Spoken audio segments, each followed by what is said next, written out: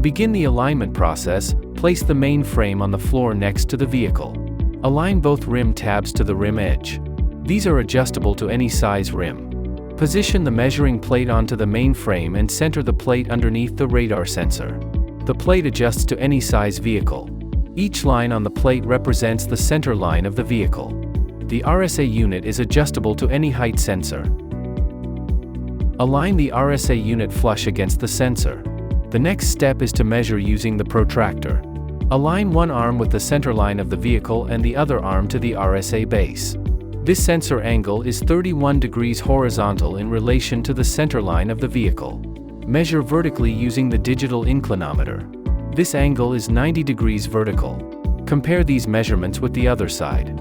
Place the main frame on the other side of the vehicle. Align both tabs to rim edge. Position the measuring plate atop the frame. Align the RSA unit flush against the sensor. Align the protractor to the center line of the vehicle and the RSA base.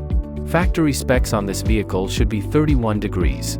This blind spot sensor is misaligned. The technician has a visual reference of the orientation and degrees needed to realign the sensor to factory specs.